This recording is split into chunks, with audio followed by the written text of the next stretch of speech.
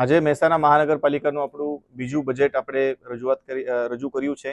એમાં કોર્પોરેશન બનેથી અમારું second budget છે અને આ બજેટમાં પણ અમે લગભગ 7.23% વધારા સાથે 5.96 કરોડનું બજેટ રજૂ કર્યું છે. આ બજેટમાં આપણે શહેરના સર્વાંગીણ વિકાસ માટેના માળખાગત સુવિધાઓ, હેલ્થ, વોટર સપ્લાય, ડ્રેનેજ તેમજ રોડ, રસ્તા, સિટી બ્યુટિફિકેશન તેમજ જાહેર આરોગ્ય આ બધા જ પાસાઓને આવરીને આપણે આ બજેટ રજૂ કર્યું છે.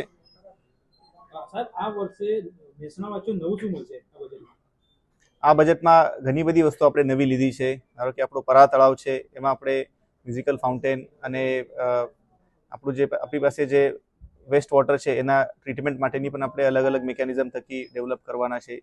જે નવા ગામડાઓ એડ થયા છે, દરેક ગામડાઓમાં જે માળખાગત સુવિધાઓ છે, રોડ, રસ્તા, સ્ટ્રીટ લાઇટ તેમજ દરેક ગામડાઓમાં પણ એક પ્લેસ મેકિંગ જેવા અમે પ્રોજેક્ટ લીધા છે. સાથે સાથે શહેરના અલગ અલગ વિસ્તારોમાં libraries, reading zone, processing plant, CND waste plant આવી ઘણી બધી આપણે નવી વસ્તુઓ આ બજેટમાં લીધી છે. દિવસે ને દિવસે ટ્રાફિકની સમસ્યા વધી રહી છે અને રિંગ રોડના બાબતે શું?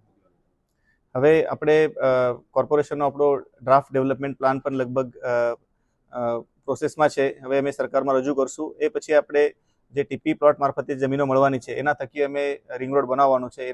સો આપણી પાસે અડધો ઓલરેડી બાયપાસ છે, તો અડધો રિંગ રોડ બની જાય તો એનાથી શહેરથી બહાર આવનારી જે ટ્રાફિક છે એમાં આપણને સારી એવી રાહત મળશે. તેમજ અમે લગભગ 9 જેટલી ટીપી સ્કીમો બનાવવાના છે. એના થકી પણ આપણને સારા એવા રસ્તાઓ મળશે અને નવા ડ્રાફ્ટ પ્લાનમાં પણ આપણે ડીપી રોડ અને ટીપી રોડનું પ્લાનિંગ કરશું. તમને આશા છે કે આવનારા વર્ષોમાં ટ્રાફિકની સમસ્યા આપણી સોલ્વ થઈ જશે. જે નવા ગામો ભર્યા છે એમાં ગટરની વ્યવસ્થા ખાસ પ્રોબ્લેમ છે, એ શું લાગે છે કેટલા વર્ષમાં સોલ્વ થાય?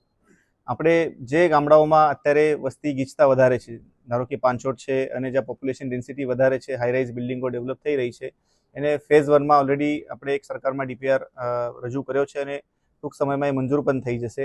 તો આ ગામોનો આપણી તરત સ્કીમ લોન્ચ થઈ જશે. સાથે સાથે જે ગામડાઓ હજી થોડા ફાર ઓફ છે ત્યાં પણ અમે માઇક્રો STP પ્લાન કર્યા છે. તો એ ગામડાઓનું લોકલ નેટવર્ક થઈને ત્યાં જ પાણી ટ્રીટ થઈને એ તળાવોમાં આપણે મૂકવાના છે. ગત વર્ષની સરખામણીમાં આ વર્ષે 7.23% આપણે બજેટમાં વધારો કર્યો છે. આ વર્ષનું આપણે કુલ બજેટ છે 1005.96 કરોડનું અને આપણી પાસે લોકો પાસેથી લગભગ 500-550 જેટલા સજેશન આવ્યા હતા. એ બધાને ધ્યાનમાં લઈને અમે બજેટના આઇટમ્સ ડિવાઇઝ કર્યા છે.